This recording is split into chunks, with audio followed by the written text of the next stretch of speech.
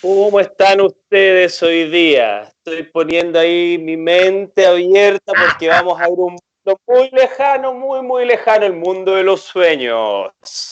Para acompañarme en este mundo de los sueños me acompaña mi amigo del Dream Team, Juan Andrés Alfate. ¿Cómo estás hoy día?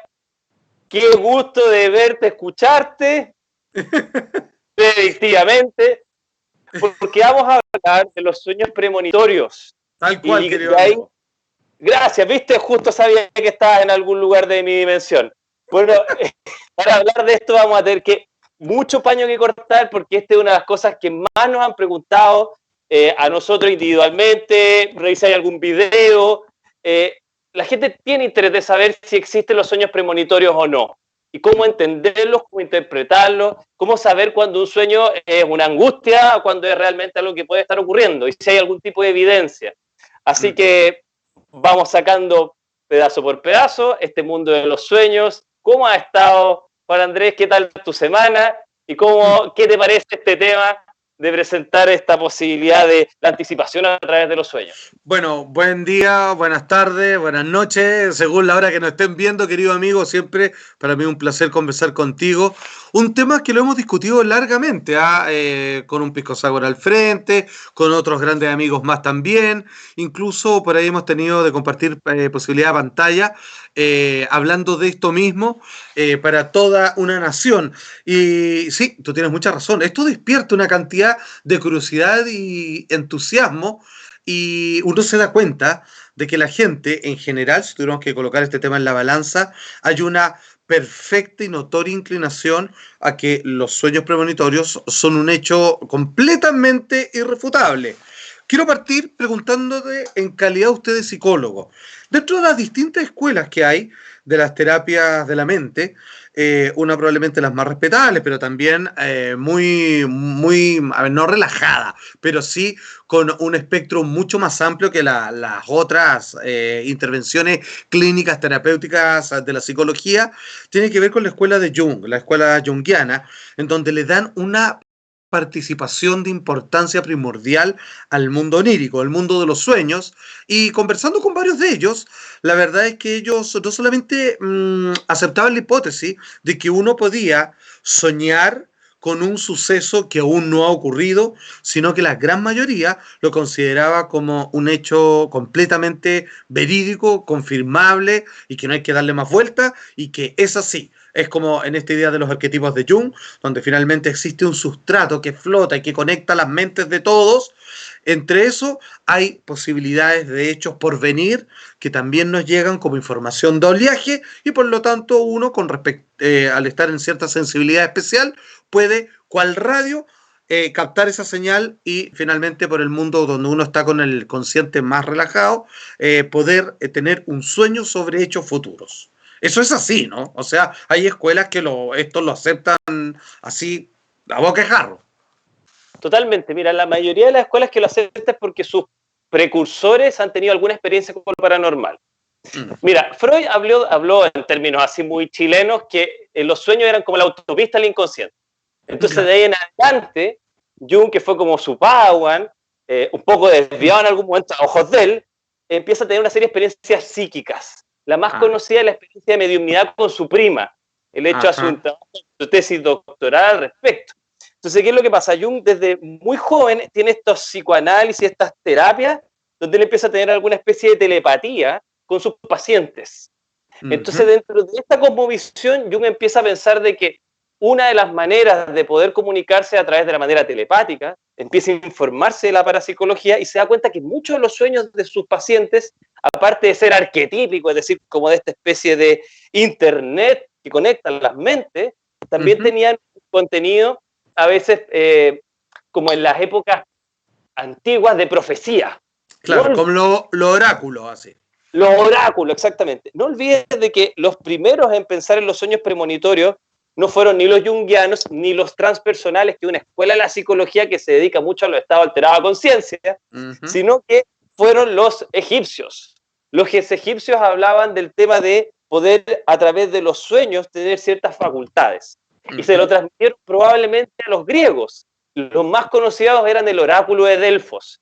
y ellos lo que hacían era incubar sueños, como una especie de Inception moderno, sí, donde la profeta, la oráculo, era capaz de ver cosas a futuro, tratando de pensar en ciertos objetivos, es decir, no voy a pensar en cualquier cosa del futuro, sino que voy a predecir lo que mi presidente, emperador o rey, va a ocurrirle el próximo año. Entonces, desde entonces nosotros tenemos aquello. En la psicología, una escuela llamada la psicología anomalística o parapsicología se ha dedicado a estudiar sobre todo el tema de los sueños telepáticos y los sueños premonitorios. Perfecto. Ahora, aquí viene algo extraordinario porque, a ver, tenemos que estar de acuerdo en este tema, al menos en lo siguiente.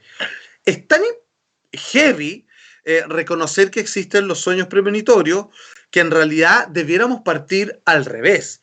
O sea, tenemos que tener establecido un marco teórico de cómo funciona la realidad en la que estamos inmersos y de ahí poder explicar los sueños premonitorios, porque vale decir, tenemos que, en el caso, o sea, cuando uno acepta los sueños premonitorios, tienes que aceptar, pero un ejército de otras teorías para que eso sea posible. Y ojo, no me estoy poniendo negacionista en este caso, siento que no recuerdo haber tenido yo un sueño premonitorio que me haya marcado o algo así, sí conozco mucha gente que dice que lo ha tenido.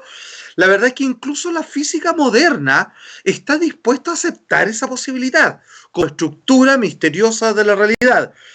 Para ello existen dos famosos experimentos, que es el clásico que se ocupa mucho, digamos, incluso apareció en películas como Jurassic Park, que es, o por lo menos está en la novela, no sé si está en la película, que es el experimento de la doble rendija, donde el comportamiento del disparo de electrones funciona como ondas o partículas si es que hay alguien viéndolas, vale decir que es como que la realidad se modifica a partir de un suceso futuro que aún no ha ocurrido y tiene un comportamiento en el pasado porque sabe que en el futuro alguien lo va a ver.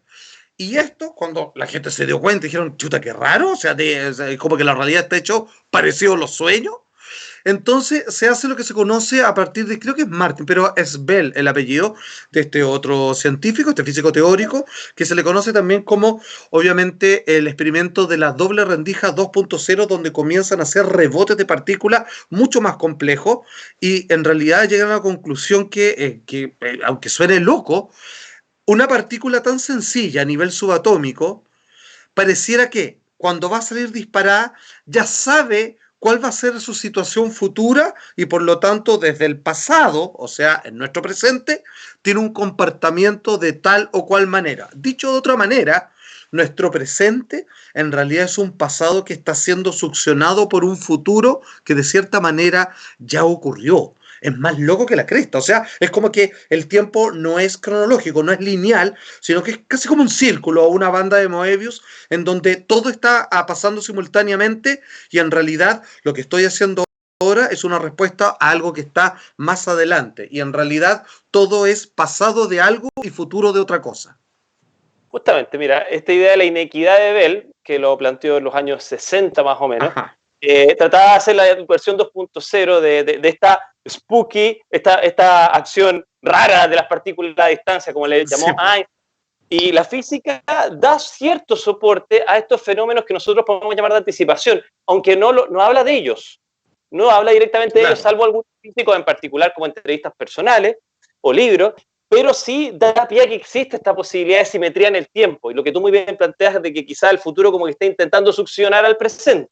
Claro. Ahora, esto sí se ha demostrado físicamente, solo para mencionar a los que les gusta la física, un tipo llamado Alan Aspect, el año 80 y tanto, 83, 84, es un experimento en el CERN, donde pudo demostrar que este funcionamiento no local es posible físicamente, no es solo una teoría, y ahora está demostrado hace bastantes años, repetidos, digamos, comprobaciones del experimento.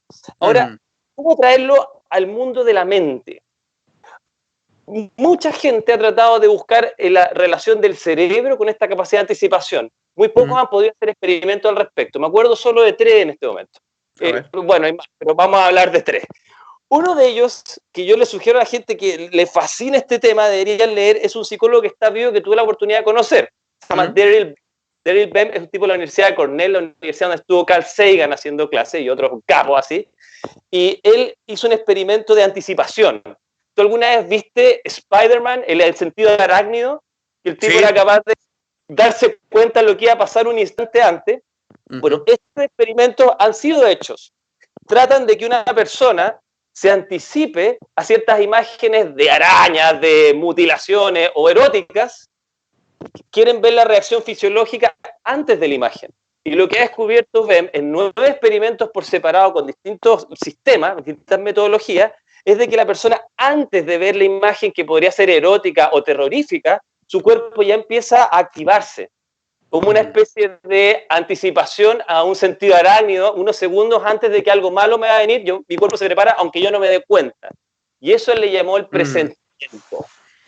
El segundo experimento es un experimento de un profe que fue mi tutor durante años, que se llama Stanley Krippner. Sí. Krippner, súper viejito. Él hizo un experimento de telepatía en los años 60 en Nueva York, en un hospital. Y él hacía lo que en la película de, ¿cómo se llama este tipo? Leonardo DiCaprio, Inception. Ellos fueron los verdaderos Inception. Trataron de insertar sueños en la mente de personas. Una persona estaba en esta fase de sueño cerebralmente y otra instancia intentaba contaminar el sueño con su pensamiento. Después le preguntaban qué había soñado y tenía directa relación el sueño de la persona con el Inception que se había intentado hacer a distancia. Este fue el experimento conocido quizás de parapsicología, lo que se llama telepatía del sueño. Ahora, esas son dos cosas. Solo te voy a mencionar una más, que es un anestesiólogo que se llama Stuart Hameroff, que dijo que hay una de las células que de alguna manera es un computador cuántico y que sería el que enlaza a este mundo de acción a distancia y a este mundo de anticipación. Son unas pequeñas estructuras llamadas microtúbulos que tendrían una capacidad de ser sensibles a los cambios asociados a este mundo de partículas y que podrían ser de alguna manera receptores de estas capacidades de la conciencia.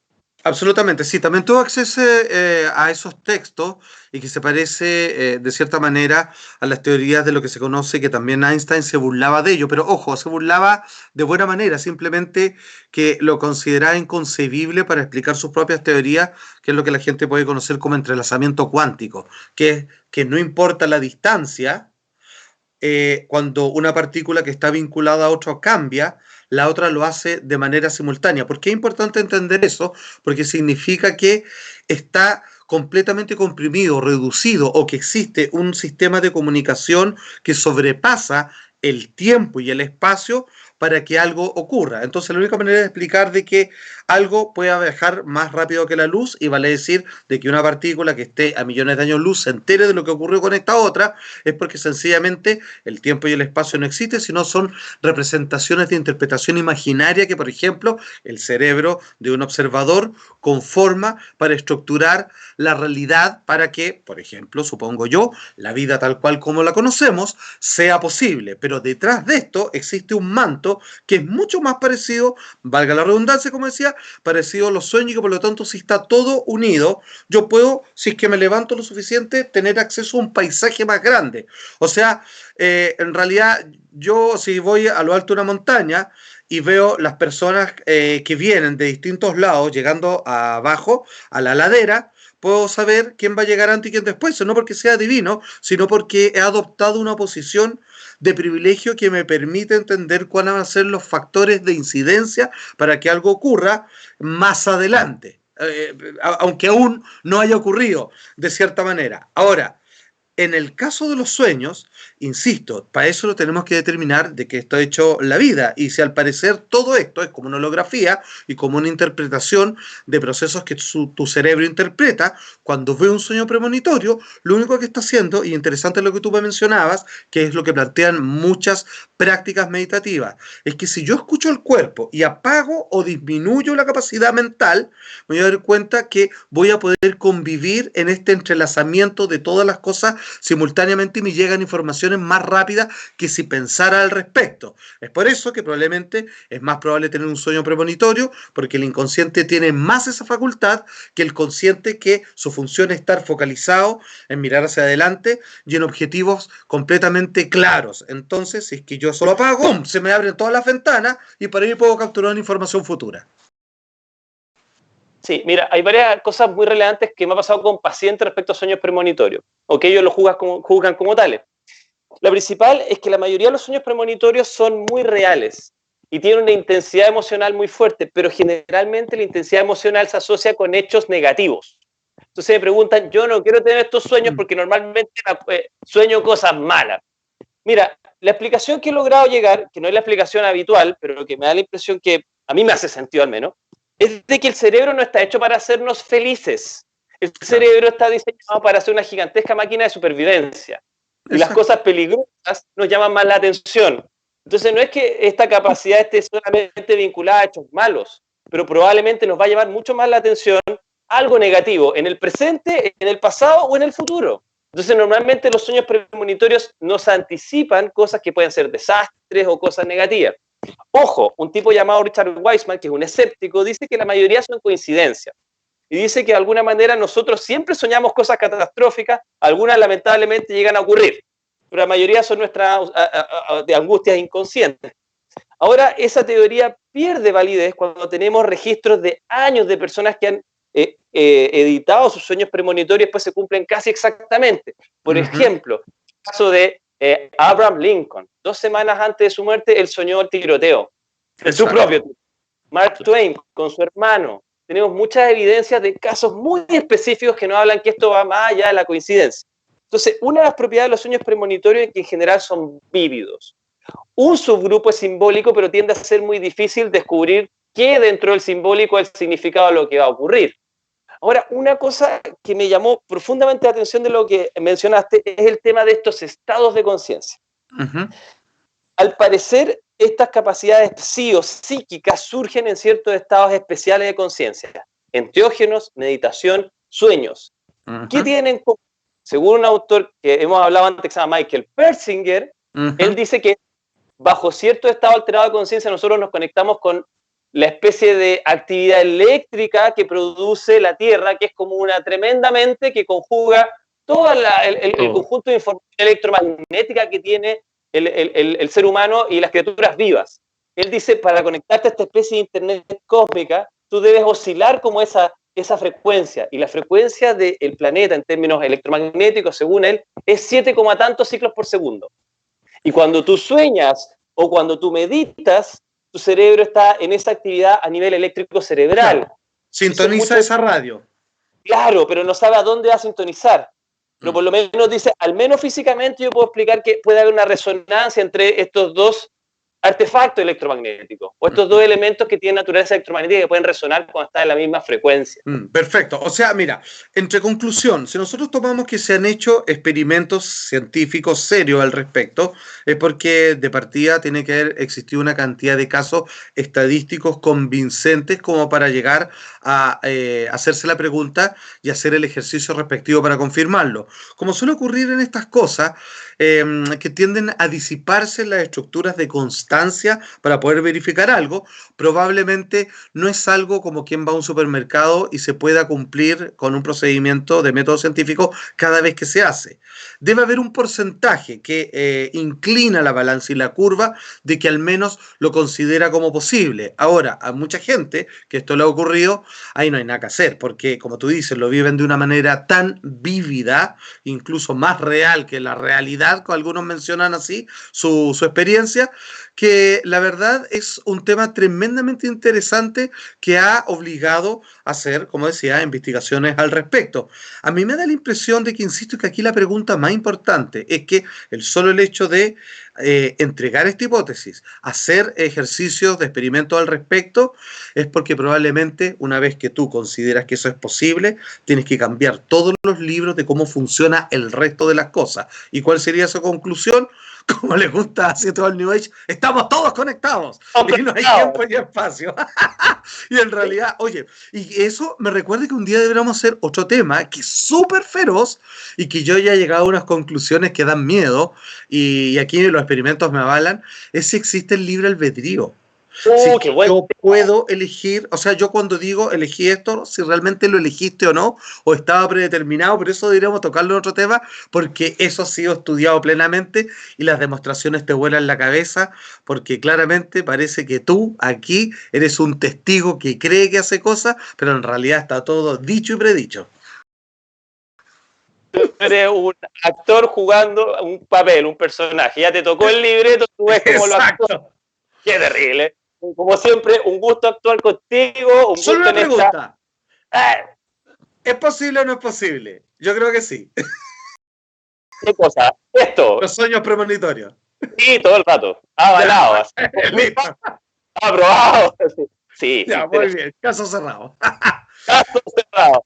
Un agrado y bueno, espero predecir de que el próximo video de nosotros tenga algo que ver con estos futuros posibles y libre albedrío. ¿Quién sabe?